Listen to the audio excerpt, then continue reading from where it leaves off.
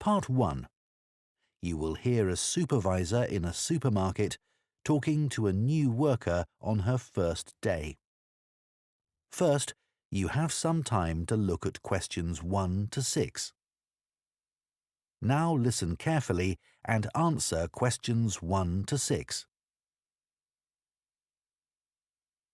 Hello, Charlotte. I'm Caden, one of the supervisors. Welcome to the team.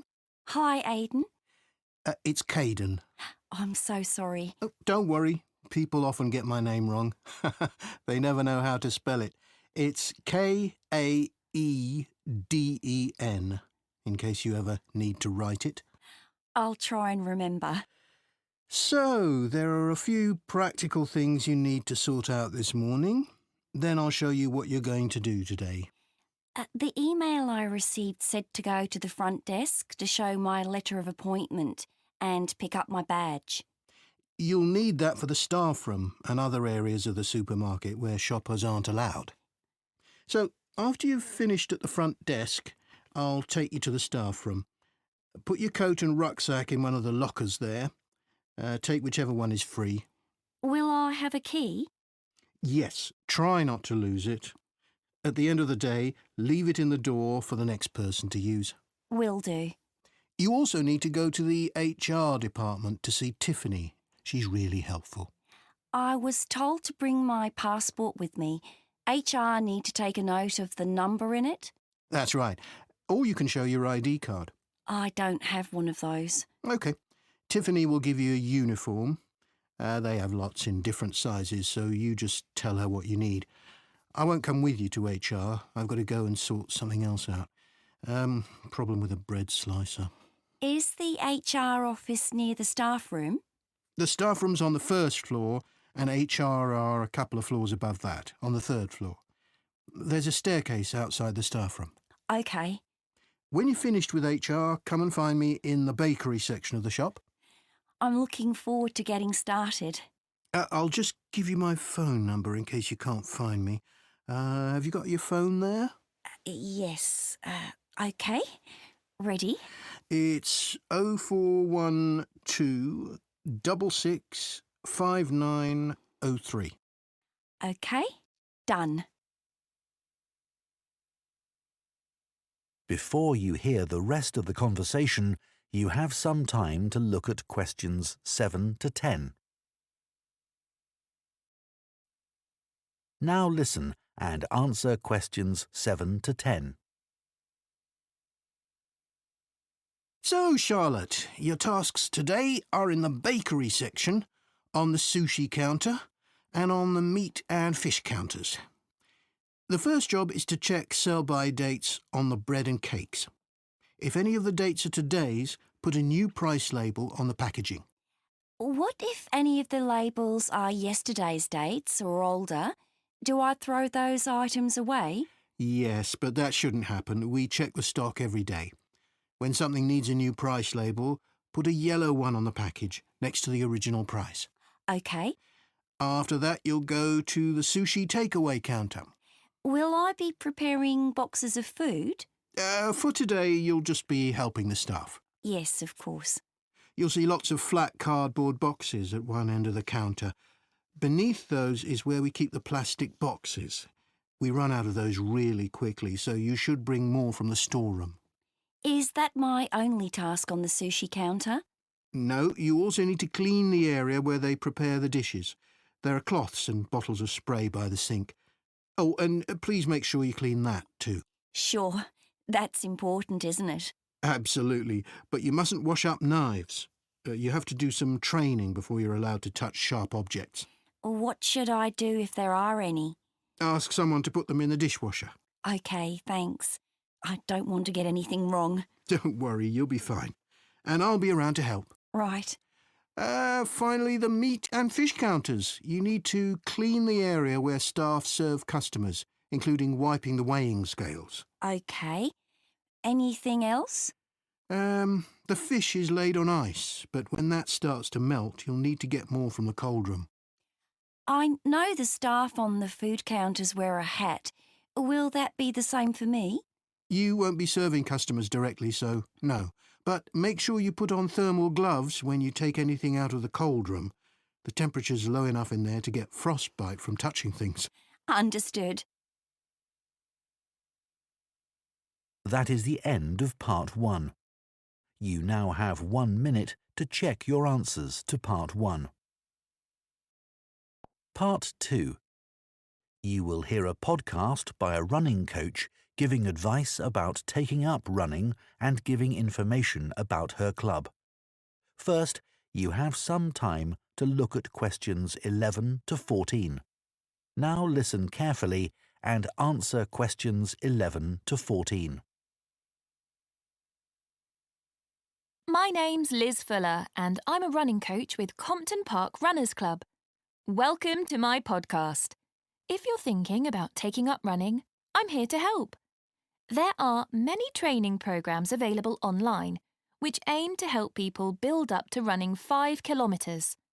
Some of them are great, and thousands of people of all ages are taking part in 5-kilometre races across the country as a result. People like them because they're easy to follow and don't push them too hard. However, they don't work for everyone, especially if you suffer from something like a heart condition or asthma, because they're aimed at people with average fitness and running ability. Another thing is that everyone is different, and if you have any specific questions related to your needs, there's no one to provide any answers. I have a couple of simple tips I always give to new runners. I expect you've been told to run very slowly until your fitness increases. Well, I find that can prevent progress.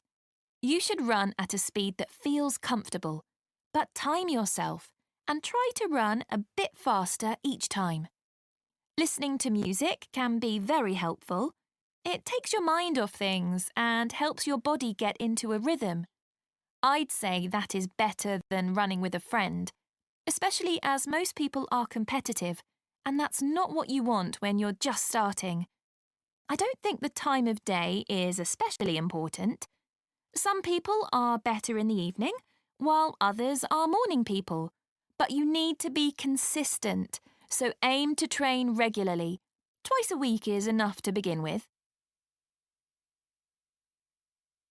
Before you hear the rest of the podcast, you have some time to look at questions 15 to 20. Now listen and answer questions 15 to 20. New members often say to me that they've been put off running either because they lack confidence, or they don't have time, or they think they dislike running.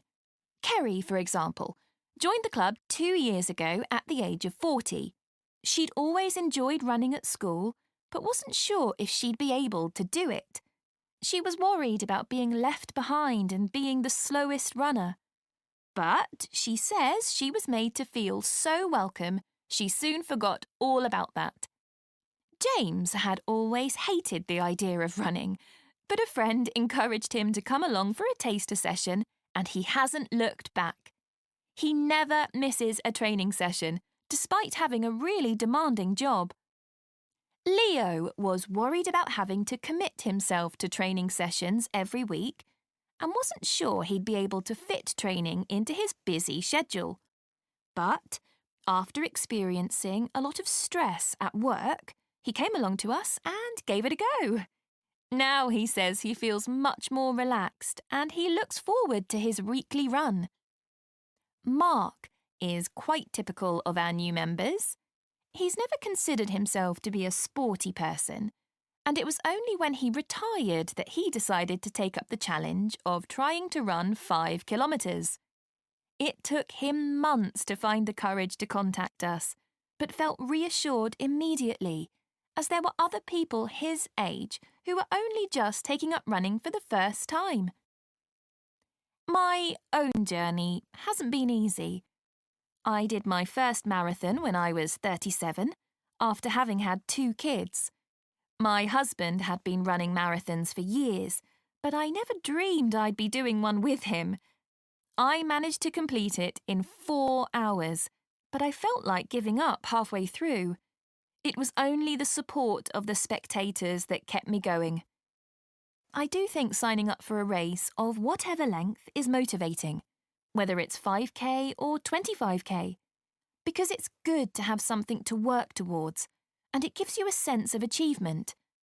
I did my first 10K after only 6 months, which was certainly very challenging and not something I'd necessarily recommend. But after you've been training for a few weeks, it's worth putting your name down for a 5K. Some people find they only need a few practice runs before taking part in a race, but I'd give yourself a couple of months at least. Well, I hope that's given you a really good idea of what... That is the end of Part 2. You now have 30 seconds to check your answers to Part 2.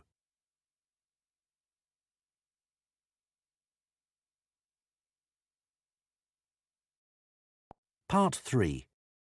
You will hear two students called Jane and Kieran talking about books. First, you have some time to look at questions 21 to 25. Now listen carefully and answer questions 21 to 25.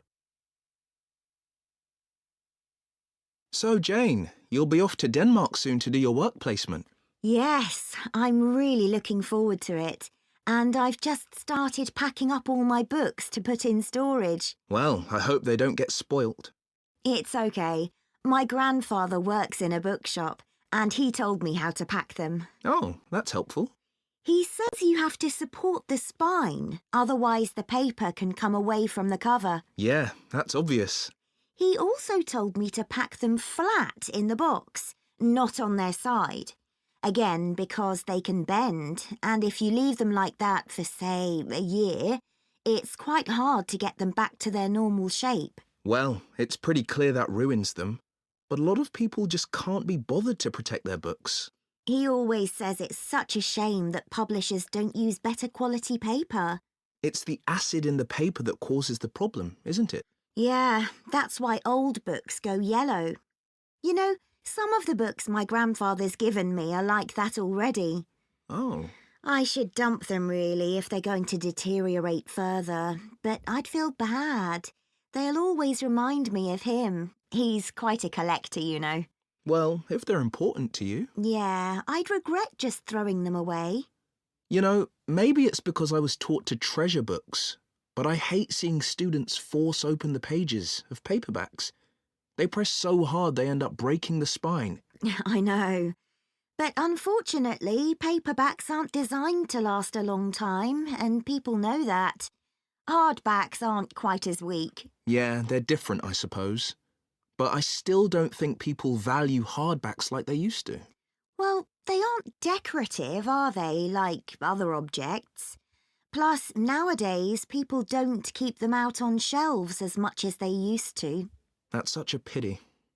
When I visit someone, if they have, say, a colourful book on a table, it's the first thing I'm drawn to. I agree. And book covers can be a work of art in themselves. Some are really eye-catching. I've always been taught to handle books carefully. If you watch someone take a book off a shelf, well, they usually do it wrong. Ah, my grandfather says you should put your hand right over the top of the book. Or, if you can't do that, pull the other books on the shelf aside so that you can hold the whole cover. When did you learn all this? He watched me pull a heavy book off the shelf when I was small, and it fell on the floor and broke apart. Oh dear. Oh, I can still remember it. You know what I really like? What? The smell of new books. Me too. My parents used to laugh at me when I was a kid because I loved putting books up to my nose, almost as much as reading them. New books aren't cheap though, are they? I guess we're lucky we can buy them. My grandfather stocks second-hand books as well as new ones, and they don't smell quite as good. Before you hear the rest of the discussion, you have some time to look at questions 26 to 30.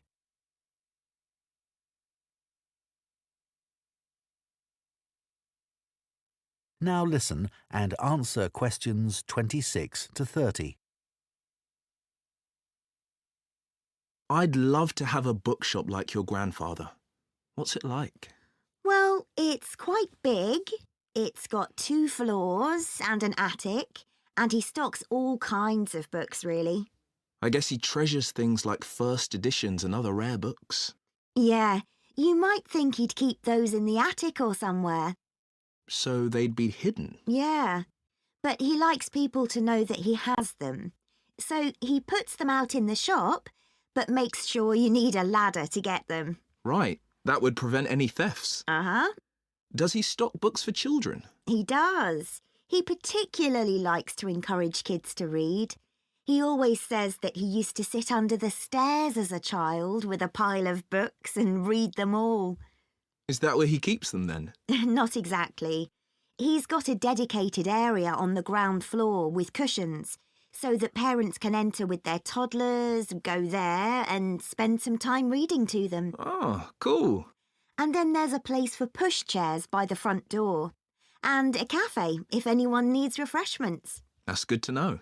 As I said, it's a big shop and there's a storage area out the back as well. Oh, what does he keep there? Books he wants to throw away? He hardly ever throws anything away. He just leaves unwanted books by the front door for customers to take. Well, that's very nice. Yeah. And books people or institutions have requested, they all go at the far end. Oh. He thinks it's best to keep these out of the main shopping area as they're boxed and new. Did you get your course books from him? Naturally. He stocks books for a lot of the colleges. He used to keep these books on the first floor, but now there's a new university in my hometown. He's moved them downstairs to attract the students. They're actually part of the coffee shop, on low shelves all around it. Pretty central then. You'll have to take me there sometime. That is the end of part 3. You now have 30 seconds to check your answers to part 3. Part 4. You will hear part of an environmental studies lecture on tree planting. First, you have some time to look at questions 31 to 40. Now listen carefully and answer questions 31 to 40. Tree planting now dominates political and popular agendas and is often presented as an easy answer to the climate crisis, as well as a way for business corporations to offset their carbon emissions. But unfortunately, tree planting isn't as straightforward as some people think. When the wrong trees are planted in the wrong place, it can do considerably more damage than good, failing to help either people or the environment. Reforestation projects are currently being undertaken on a huge scale in many countries, and it's crucial that the right trees are selected. A mix of species should always be planted, typical of the local natural forest ecosystem and including rare and endangered species, in order to create a rich ecosystem. It's important to avoid non-native species that could become invasive. Invasive species are a significant contributor to the current global biodiversity crisis and are often in competition with native species and may threaten their long-term survival. Restoring biodiversity that will maximise carbon capture is key when reforesting an area, but ideally any reforestation project should have several goals. These could include selecting trees that can contribute to wildlife conservation, improve the availability of food for the local community, and maintain the stability of soil systems. Meeting as many of these goals as possible, whilst doing no harm to local communities, native ecosystems, and vulnerable species, is the sign of a highly successful tree planting scheme. To ensure the survival and resilience of a planted forest, It's vital to use tree seeds with appropriate levels of genetic diversity, the amount of genetic variation found within a species essential for their survival.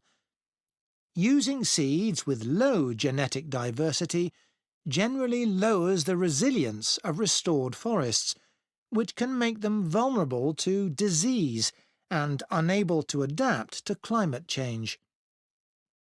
Choosing the right location for reforestation projects is as important as choosing the right trees. Ultimately, the best area for planting trees would be informally forested areas that are in poor condition. It's better to avoid non-forested landscapes, such as natural grasslands, savannas or wetlands, as these ecosystems already contribute greatly to capturing carbon.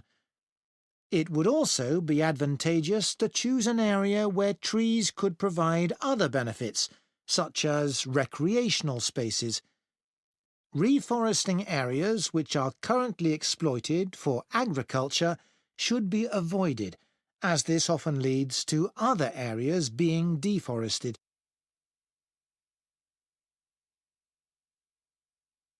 Large-scale reforestation projects require careful planning. Making the right decisions about where to plant trees depends on having the right information. Having detailed and up-to-date maps identifying high-priority areas for intervention is essential. Drone technology is a useful tool in helping to prioritise and monitor areas of degraded forest for restoration. In Brazil, it's being used to identify and quantify how parts of the Amazon are being devastated by human activities, such as rearing cattle and illegal logging. A good example of where the right trees were picked to achieve a restored forest is in Lampang province in northern Thailand. A previously forested site which had been degraded through mining was reforested by a cement company, together with Chiang Mai University. After spreading 60 centimetres of topsoil, they planted 14 different native tree species, which included several species of fig. Figs are a keystone species because of the critical role they play in maintaining wildlife populations. They are central to tropical reforestation projects as they accelerate the speed of the recovery process by attracting animals and birds which act as natural seed dispersers. This helps to promote diversity through the healthy regrowth of a wide range of plant species. Unlike the majority of fruit trees, figs bear fruit all year round, providing a reliable food source for many species. At this site, for example, after only 3 rainy seasons, monkeys started visiting to eat the fig fruits, naturally dispersing seeds through defecation. Reforestation projects should always aim to make sure that local communities are consulted and involved in the decision-making process. The restoration of mangrove forests in Madagascar is an example of a project which has succeeded in creating real benefits for the community.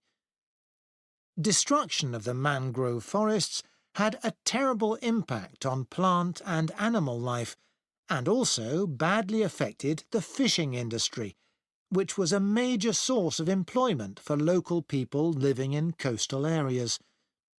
The reforestation project involved hiring local people to plant and care for the new mangrove trees. Millions of mangrove trees have now been planted, which has resulted in the return of a healthy aquatic ecosystem.